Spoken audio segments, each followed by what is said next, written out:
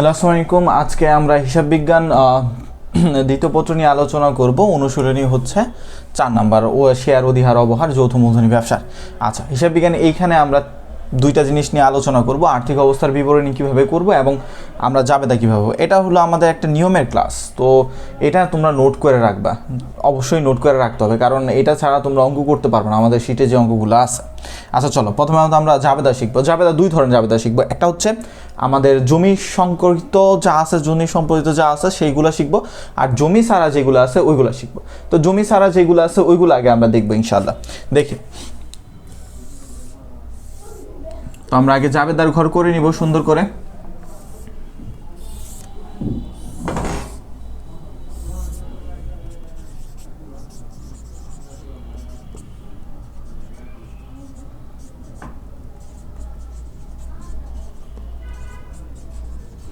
আচ্ছা ঠিক আছে, তো এইখানে আমাদের অঙ্কের ভিতরে মাঝে মাঝে তারিখ দেওয়া থাকবে, তারিখ দেওয়া থাকবে না, ঠিক আছে, এটা নোট করে নিবা। যাই হোক, তো এখন আমরা প্রথম জিনিসটা করব। প্রথম জাবেদা আমরা যাই দিব সেটা হচ্ছে ব্যাংক হিসাব। ব্যাংক হিসাব ডেবিট। আমরা শেয়ার আবেদন পাবো, তাই ব্যাংকে টাকা পাবো, তাই ব্যাংক হিসাব ডেবিট।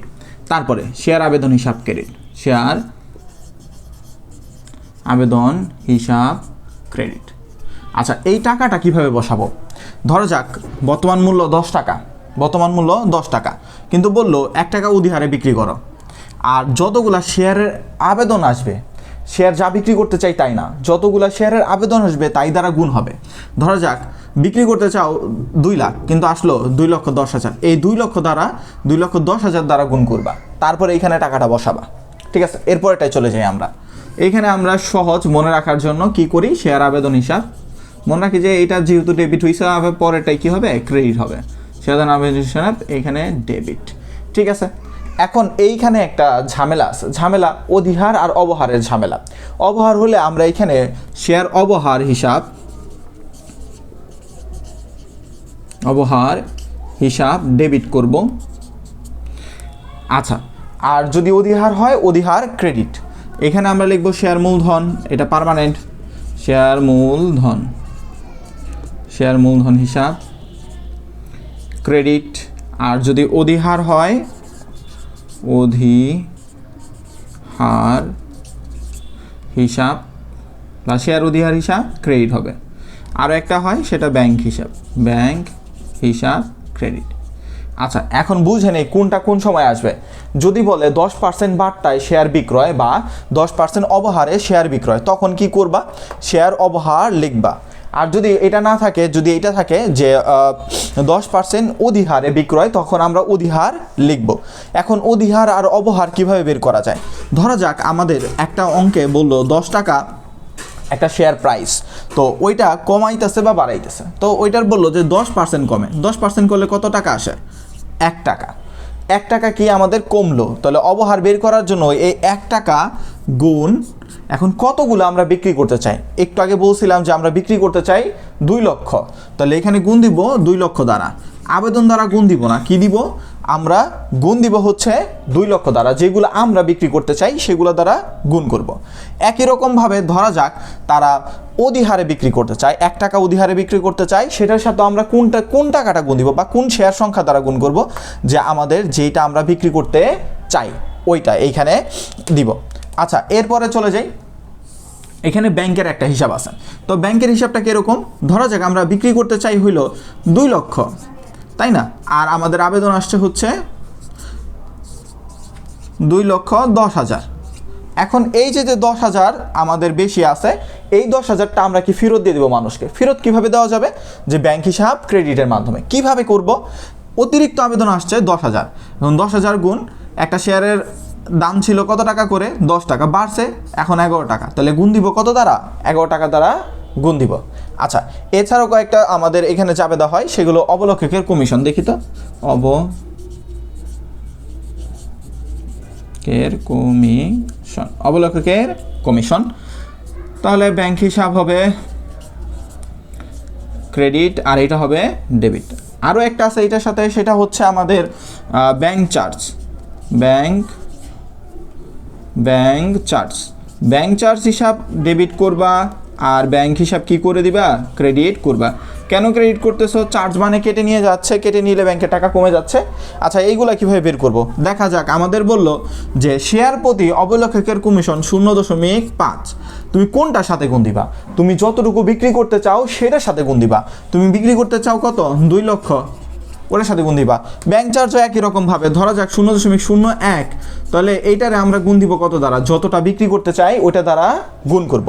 এটা জমি ছাড়া এর বাইরে আর কি তেমন কিছু থাকে না। সুনাম টুনাম ওইগুলো আমরা পরে দেখবো। আলোচনা করব জমি সংক্রান্ত জাবেদা নিয়ে। জমি আছে বা জমি ক্রয় করতেছে, যন্ত্রপাতি ক্রয় করতেছে, আসবাবপত্র ক্রয় করতেছে, যন্ত্রাংশ ক্রয় করতেছে, যাই বলুক না কেন এই ধরনের জাবেদা দিয়ে করা যাবে, ঠিক আছে? সেটা আমরা আলোচনা করি এখন। এখন আমরা আলোচনা করব জমি সংক্রান্ত বিষয়বস্তু নিয়ে। যে কোনো কিছু ক্রয় করার জন্য যদি আমরা শেয়ার প্রদান করি তাহলে জাবেদাটা কিছুটা এইরকম হবে। ধরা যাক আমরা এখানে কিনতেছি জমি কিনতেছি, তাহলে জমি হিসাব দিবা কি? ডেবিট দিবা। আচ্ছা, জমি হিসাব ডেবিট দিলা, এখন কি করবা? শেয়ার মূলধন হিসাব ক্রেডিট। শেয়ার মূলধন হিসাব ক্রেডিট। আচ্ছা, এই পর্যন্তই সাধারণটা। এইখানে আবার কথা আছে যে বলা থাকলো যে জমি ক্রয় করছে সেটার আবার অধিহার বা অবহার আছে, তখন কি করবা? যদি অবহার থাকে তাহলে অবহার হিসাব লিখবা ডেবিট, আর যদি অধিহার থাকে তাহলে অধিহার হিসাব লিখবা ক্রেডিট। এখন টাকাগুলা কিভাবে বের করব? ধরা যাক আমাদের জমি ক্রয়ের জন্য শেয়ার দিছে হচ্ছে 10,000 শেয়ার দিছে, 10,000 শেয়ার দিছে, আর সেটা হচ্ছে 10 টাকা করে দাম ছিল, প্লাস 1 টাকা হয়েছে, প্লাস 1 টাকা, তাহলে বর্তমান দাম হচ্ছে 11 টাকা। আচ্ছা, ঠিক আছে। এখন কি করব? এই যে 11 টাকা গুণ দিব, জমিটা বসাই ফেলবো, ঠিক আছে? অধিহার যেহেতু হয়েছে তাহলে 1 টাকা অধিহার হয়েছে, মানে 1 টাকা বাড়ছে, তো আমরা এই 10,000 যে জমি ক্রয় করছে ওইটা দ্বারা গুণ করব, অধিহারে বসাবো। আচ্ছা, এখন যদি অধিহার না থেকে অবহার থাকে তখন কি করব? ধরা যাক আমাদের অবহার আছে, তাহলে 1 টাকা অবহার করলাম, তাহলে এখানে কত দ্বারা গুণ করব? 9। এই যে টাকাটা বের হবে ওটা জমির মধ্যে বসাই দিব আমরা, ঠিক আছে? আচ্ছা, তাহলে এখন শেয়ার মূলধনটা কীভাবে বের করব? শেয়ার মূলধনটা বের করার একবারে সহজ, যে কতগুলা তুমি দিচ্ছ। ধরা যাক 10,000 দিচ্ছি, আগে দাম ছিল যত অত দ্বারা গুণ করো, বা এখানে ডেবিট পাস যোগ করে ক্রেডিট পাস বিয়োগ করো, তাহলে শেয়ার মূলধন বের হয়ে যাবে। আর বাকি যা ছিল সেম টু সেম। আচ্ছা, ধরা যাক এইখানে পরেরগুলো আমাদের সেম হবে। ব্যাংক হিসাব আমরা আগেরবার দিছিলাম ডেবিট, তারপরে দিব হচ্ছে শেয়ার আবেদন হিসাব। আচ্ছা, এরপরে এইখানে আমাদের শেয়ার আবেদন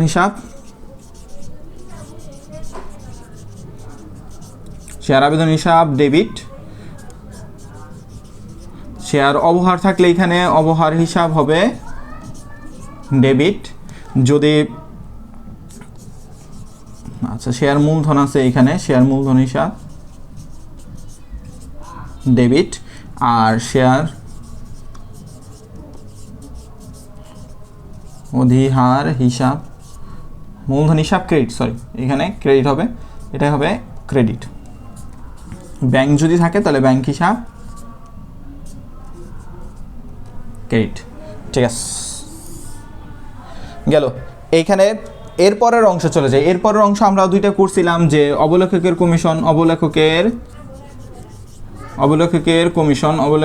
কমিশন, ডেবিট, ব্যাংক হিসাব কি লিখছিলাম? ক্রেডিট। এরপরটাই যাই আবার, আমাদের ব্যাংক চার্জ ছিল, ব্যাংক চার্জ হিসাব ডেবিট, আর ব্যাংক হিসাব ক্রেডিট। এ হইলো জাবেদা। জমি সংক্রান্ত অবহার অধিহার যাই থাকুক এইভাবে দিতে হবে আমাদের। এরপরে আর্থিক অবস্থার বিবরণী নিয়ে আলোচনা করব।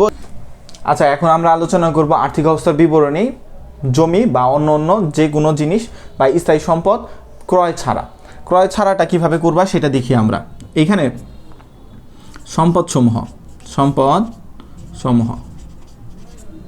সম্পদসমূহ লিখব। এখানে চলতি সম্পদ একটাই থাকে সাধারণত আমাদের, সেটা হচ্ছে আমাদের ব্যাংক জমা। এখন কি করবা? জাবেদা থেকে ডেবিটগুলা যোগ করবা আর ক্রেডিটগুলা যোগ করে ডেবিটের সাথে বিয়োগ দিবা, ডেবিট থেকে ক্রেডিট বিয়োগ। আচ্ছা এরপরে যাই, এরপরে স্থায়ী সম্পদ আমাদের ওই যে ওইটাই জমি টমি, আপাতত জমি নিয়ে আলোচনা করতেছি না আমরা। ব্যয়সমূহ, ব্যয়সমূহ, ব্যয়সমূহ অন্য নামও দিতে পারবো, যাই হোক সমস্যা না। আমাদের এখানে ব্যয়সমূহের মধ্যে অবহার আছে, ধরা যাক এই টাকাটা এইখানে বসাও। আচ্ছা অবহার, এই যে দিলাম অবহার। তারপরে আছে ধরা যাক আমাদের অবলেখকের কমিশন, কমিশন। তারপরে এখানে যাবে ব্যাংক চার্জ, ব্যাংক চার্জ এখানে দাও, ব্যাংক চার্জ এইখানে দাও। এই যে এখানে মোটামুটি আমাদের আর কিছু আসবে না, এটার সাথে এটা যোগ করবা। আচ্ছা এই টাকাটা আমাদের লাগবে, যে টেনে দিব এই টাকাটা আমাদের লাগবে। তারপরে দায় প্লাস শেয়ার মালিকানা সত্ত্ব, শেয়ার মালিকানা সত্ত্ব, দায় প্লাস শেয়ার মালিকানা সত্ত্ব। দায় প্লাস শেয়ার মালিকানার মধ্যে কি যাবে আমাদের? আমরা প্রথমে অনুমোদিত মূলধন লিখব, অনুমোদিত মূলধন। অনুমোদিত মূলধন থাকবে আমাদের প্রথম লাইন, আমাদের থাকবে প্রথম লাইন। একবারে প্রথম লাইনটা আমরা এখানে লিখবো, ধরা যাক 10 টাকা দরে এতগুলা শেয়ার নিয়ে অনুমোদিত মূলধন, ওইটা একবারে এখানেই বসবে, আর কোথাও বসবে না। একবারে ওইটা যা আছে একবারে ফিক্সড, ওইটার আর কোনো কাজ নাই, ওইটা শেষ। তারপরে আমাদের আসবে ইস্যুকৃত ও বিলিখিত, ইস্যুকৃত বিলিখিত। আচ্ছা মূলধন লিখে ইস্যুকৃত বিলিখিত শেয়ার লিখো এই পর্যন্তই। আচ্ছা এইখানে ইস্যুকৃত শেয়ার দিব আমরা, ইস্যুকৃত শেয়ার মানে যতগুলো আমরা বিক্রি করছি, ওই যে আমরা বললাম না যে 2 লক্ষগুলো আমরা বিক্রি করতে চাই, আমাদের আসছে 2,10,000, তাহলে আমরা বিক্রি তো করবো 2 লক্ষই, তাই না? তার সাথে বেশি তো আর বিক্রি করতে পারবো না, ওইটাই এখানে লিখবো যে 2 লক্ষ শেয়ারে এত, আমরা এইখানে টাকাটা দিয়ে দিব। আচ্ছা এরপরে চলে যাব, এখানে আসে অধিহার, অধিহার। এক অঙ্কে তো 2টা থাকবে না, একটা থাকবে, যে কোনো অবহার থাকবে নইলে অধিহার থাকবে। অধিহার এইখানে দিব, অধিহার দিয়ে যোগ করব। এখন আমাদের এইখানে কোন টাকাটার সাথে মিলবে? তাহলে আমরা জানি যে আর্থিক অবস্থার বিবরণীতে সাধারণত এল প্লাস ওই হয়, সাধারণত এল প্লাস হয়, মানে সম্পদের সাথে আমাদের এইটার কি যোগ হয়। তাহলে এটার সাথে মিলবে হচ্ছে আমাদের এই অংশটা, এই অংশটা। তো এখন জমি বা অন্য অন্য সম্পদসমূহ, জ্বালান কোঠা এগুলো থাকলে আমরা ওইগুলো দেখবো ইনশাল্লাহ। এইখানে আমরা দেখবো হলো সম্পদ। তো সবার আগে সম্পদসমূহ আমরা জানি আর্থিক অবস্থার বিবরণীতে সম্পদসমূহ, সম্পদসমূহ নিয়ে আলোচনা করব আমরা। সম্পদসমূহের মধ্যে চলতি সম্পদ, আগে আমরা চলতি সম্পদ দেবো না, স্থায়ী সম্পদ দিব। স্থায়ী সম্পদ, স্থায়ী সম্পদ আমাদের ধরা যাক আমরা কিনছি জমি, তাহলে এখানে দিবা জমি। জমি কত টাকা? ধরা যাক আমাদের আগে ছিল 10 টাকার দরে, ওনারা 10,000 শেয়ার দিয়ে জমি ক্রয় করছে, তাহলে ওইটাই গুণ হবে, বা আমাদের ওই জমি যত টাকা থাকবে ওইটাই গুণ হবে, তার বাইরে না। অধিহার অবহার এটার মধ্যে নেওয়া যাবে না, ঠিক আছে? অধিহার অবহার এই জমির ভিতরে নেওয়া যাবে না। যাই হোক, তা আমরা এই টাকাটা এখানে বসাবো ইনশাল্লাহ। তারপরে এরপরে আমরা চলতি সম্পদ, চলতি সম্পদ এর আগেরটা যেভাবে করছি যতটুকু করছি ওইটাই করব। এখন চলতি সম্পদ কতটুকু দিব দেখি তো। চলতি সম্পদ আমাদের ব্যাংক জমা, মানে ব্যাংক জমা, ব্যাংক জমা আমরা ডেবিটগুলো যোগ করে ক্রেডিটগুলো বিয়োগ করব।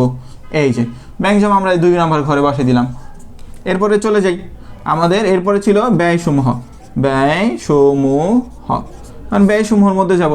ব্যয়সমূহের মধ্যে কেন যাব দেখি তো। ব্যয়সমূহ আমরা এর আগের পর্বে গেছিলাম, ব্যয়সমূহ এখানে আসে। যাই হোক, কেন বিলম্বিত ব্যয় এইগুলো ধরার দরকার নেই। যাই হোক, আমরা এখানে যাব হচ্ছে অবহার। সবার আগে আসবে অবহার, অবহারের পরে আসবে অবলেখকের কমিশন, কমিশন। আচ্ছা অবলেখক কমিশনের পরে আসবে হচ্ছে আসবে ব্যাংক চার্জ, যদি থাকে ব্যাংক চার্জ। তো এইগুলো প্রথম ঘরে বসবে, প্রথম ঘরে বসবে, প্রথম ঘরে বসবে, প্রথম ঘরে বসলো। এখন প্রথম ঘরে বসার পর আমরা এইগুলা যোগ দিব, এই 3টা যোগ দিলে নিচে নামাবো। এটা হলো আমাদের মোট সম্পদ, এটা হলো আমাদের মোট সম্পদ। এখন মোট সম্পদ করা শেষ, আমাদের কি করতে হবে? দায় ও মালিকানা সত্ত্ব, দায় ও মালিকানা সত্ত্ব। দায় ও মালিকানা সত্ত্বের মধ্যে আগে আমরা কি করব? প্রথম লাইনটা লিখবো। প্রথম লাইন কোনটা? প্রশ্নের প্রথম লাইন, অনুমোদিত মূলধন, অনুমোদিত মূলধন বা অনুমোদিত শেয়ার, যেটা লেখো অনুমোদিত শেয়ার লেখো। অনুমোদিত শেয়ার কত আসছে আমাদের? এখন 10 টাকা ধরে প্রথম লাইন লিখবো। প্রথম লাইন লিখে এখানে যে টেনে দিব, এখন জমির যেহেতু পরিবর্তন আছে, এইখানে আমাদের এই ক্ষেত্রেও একটা পরিবর্তন আছে। কি পরিবর্তন সেটা বুঝতে হবে। এই যে পরিবর্তনটা, এটা হইল আমাদের বিলিখিত মূলধনের পরিবর্তন। বিলিখিত বলতে কি বোঝায়? তুমি একটা বিক্রি করছো শেয়ার, আর একটা দিয়ে জমি কিনছো, মোট কত টাকার শেয়ার তুমি বাইরের দিকে দিয়ে দিছো বা বিলি করে দিছো, মানুষকে পাঠাই দিছো, এরকম কিছু বোঝাবে। এরকম কিছু ওইটা আমাদের এখানে লিখতে হবে।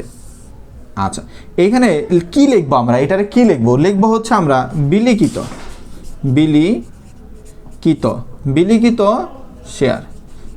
শেয়ার বা বিলিখিত মূলধন, যেটা লেখো। এখন মনে রাখতে হবে, ধরা যাক আমরা 10,000 শেয়ার দিয়ে কিনছি হচ্ছে জমি, প্লাস আমরা 2 লক্ষ শেয়ার মানুষের কাছে বিক্রি করছি। তো ওই মোট আমরা 2,10,000, মোট ওই 2,10,000 এখানে দিব। ধরা যাক 10 টাকা ধরে 2,10,000 শেয়ার। এটারও কোনো তো আপাতত কোনো কাজ নাই, এইখানে টাকাটা বসায়া এইখানে দিবা জেটটাই না, এটা দিবা জেটটাই না। এরপরে ইস্যুকৃত আর বিলিখিত বা বন্টনকৃত, ইস্যুকৃত ও বন্টনকৃত লিখতে পারো। যেহেতু আমরা বিলিখিত আর ইস্যুকৃত একসাথে লিখতাম, এখন কি লিখতে পারবো? ইস্যুকৃত ও বন্টনকৃত, বা যাই হোক। তাহলে আমরা এখন প্রথমটা দিব, প্রথমে জমিরটা দিব। জমিরটা 10 টাকা দরে, ধরা যাক 10,000 দিছি, 10,000 দিয়ে দিলাম আমরা 10 টাকা দরে। এইটা টাকাটা তোমরা এখানে বসাও। এরপরে জমির পরে যাব হচ্ছে আমাদের ইস্যুকৃত যেটা আছে, জনসাধারণের জন্য ইস্যু করছি 10 টাকা দরে, ধরা যাক আমরা করছি হইলো 2 লক্ষ করছি। এই যে 2 লক্ষ দিলাম, ধরা যাক এই টাকাটা এখানে বসলো। আচ্ছা, এরপরে অধিহার। এখন এই অধিহারটা আমরা কিভাবে করবো ইনশাআল্লাহ দেখে নিই। অধিহারটা 2 জায়গায় ছিল, একটা জমির মধ্যে অধিহার ছিল, আর একটা ছিল এই যে ইস্যু ক্ষেত্রে। ধরা জমির মধ্যে ছিল 50,000 টাকা অধিহার, আর তোমার জনসাধারণের যেটা আছে ওইটার মধ্যে আমাদের অধিহার ছিল ধরো আরো 1 লক্ষ। তাহলে এই অধিহারটা 2টা মিলা হবে, এই অধিহারটা 2টা মিলা হবে। এখানে বসাবা, যোগ দিবা, এইটা আর এই যে এইটা আমাদের সমান হবে। আর এইখানে আরো একটা কথা আছে, এই যে অবহার, জমির অবহার ধরা যাক 50,000, আর ইস্যুকৃতর অবহার 1 লক্ষ। এই 2টা মিলে এই যে 50,000, ধরা যাক 1,50,000 এইখানে বসবে অবহারের টাকায়। জমি যদি থাকে, জমির সাথে যদি অবহার থাকে তখন, বা জমির সাথে যদি অধিহার থাকে তখন অধিহারের ক্ষেত্রেও 2টা যোগ দিতে হবে, আবার অবহারের ক্ষেত্রেও কি 2টা যোগ দিতে হবে। এই ক্লাসের নিয়মগুলাই এইগুলাই। তোমরা কি করবা, এই ক্লাসটা পুরোটা দেখবা, দেখে সুন্দর করে আমাদের জমি ছাড়া যে জাবেদা দেখাইছি ওইগুলো সুন্দর করে নোট করবা, জমি সহ যে জাবেদা দেখাইছি ওইগুলো সুন্দর করে নোট করবা, জমি ছাড়া যেটা আর্থিক অবস্থার বিবরণ দেখাইছি ওইটা নোট করে রাখবা। শুধু এই পাশের অংশ নোট করলেই হবে, ওইটা অতটুকু নোট করতে হবে না। আর জমি সহ যেটা করছে এটা তো করতেই হবে, এটা নোট আর্থিক অবস্থার বিবরণী অবশ্যই করবা তোমরা। দেখা হবে তোমাদের এইগুলা করাই দেওয়ার জন্য। এইটাই শেষ প্রস্তুতি, এরপরে আর কোনো প্রস্তুতি নাই তোমাদের।